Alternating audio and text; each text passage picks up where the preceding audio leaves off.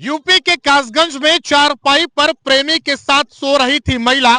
सुबह उठकर देखा तो मिली खून से लथपथ लाश और उसके बाद जो खुलासा हुआ वो भी आपको कहीं ना कहीं चौंका देगा। दरअसल ये पूरा मामला कासगंज जिले के पटियाली कोतवाली क्षेत्र के गांव हकीमगंज का है, जहां रहने वाली 50 साल की महिला रेखा देवी अपने नाबालिग बेटे के साथ घर में रहती थी। महिला का पति सत्यपाल पंजाब में ईंट भट्टे पर चौकीदारी का काम करता था। मंगलवार की रात महिला ने अपने प्रेमी बूढ़ा को अपने घर बुला लिया, जहां चारपाई पर बैठकर दोनों ने शराब के जाम छलकाए और उसके बाद में सुबह उसकी खून से लथपथ लाश मिली। जब सुबह महिला का बेटा सोकर उठा तो बुधवार की सुबह उसने पुलिस को सूचना दी कि उसकी मां की हत्या कर दी गई है। डेड बॉडी चारपाई पर रखी हुई है और उसने आरोप लगाया कि महिला के प्रेमी भूरा ने उसकी मां की हत्या की है।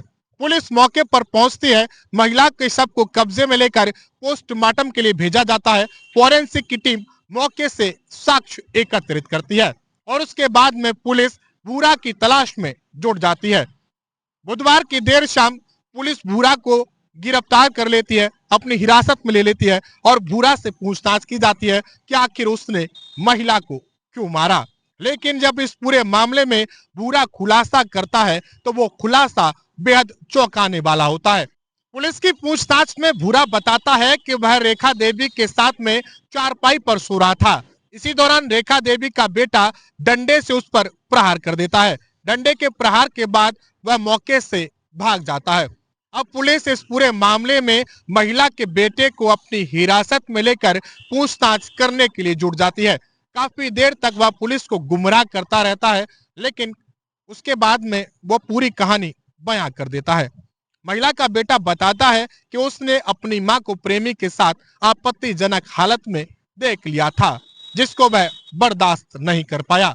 उसने डंडा उठाकर दोनों पर प्रहार कर दिया, लेकिन भूरा मौके से भाग निकला। उसने एक के बाद एक कई प्रहार अपनी मां पर किए, लेकिन उसे ये उम्मीद नहीं थी कि उसकी मां मर जाएगी। मां की मौत के बाद आरोपी किशोर काफी देर तक महिला की डेड बॉडी के पास बैठा रहा और उसके बाद वह चारपाई पर जाकर सो गया।